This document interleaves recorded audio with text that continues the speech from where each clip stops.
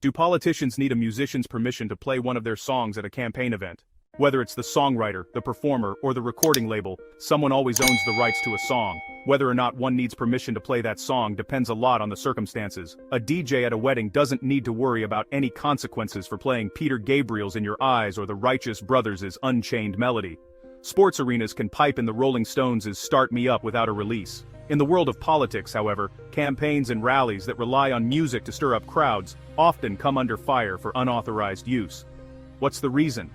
According to Rolling Stone, it's not typically an issue over copyright, though using a song without permission is technically copyright infringement.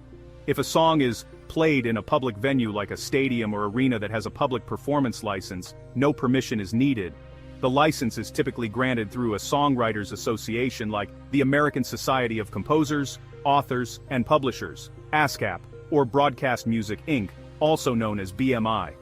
Even so, ASCAP still recommends that political campaigns seek out permission from the musicians or songwriters, as these licenses exclude music played during conventions or campaign events.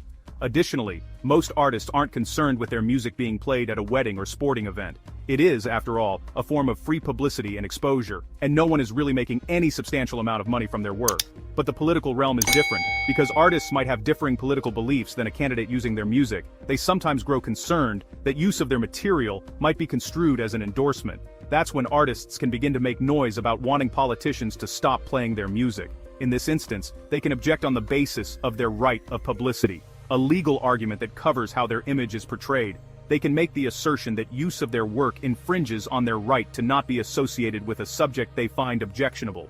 Other arguments can be raised through the Lanham Act, which covers trademark confusion, or a false endorsement, which addresses the implication an artist is endorsing a political message if their music is used.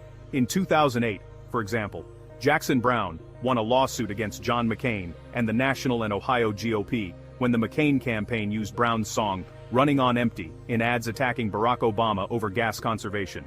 Even if the musician isn't supportive of a candidate, it's not always advisable to take such action. A contentious legal confrontation can often result in more publicity than if a musician simply let the campaign continue uninterrupted. Other times, recording artists feel strongly enough about distancing themselves from a message they disagree with that they'll take whatever steps are necessary.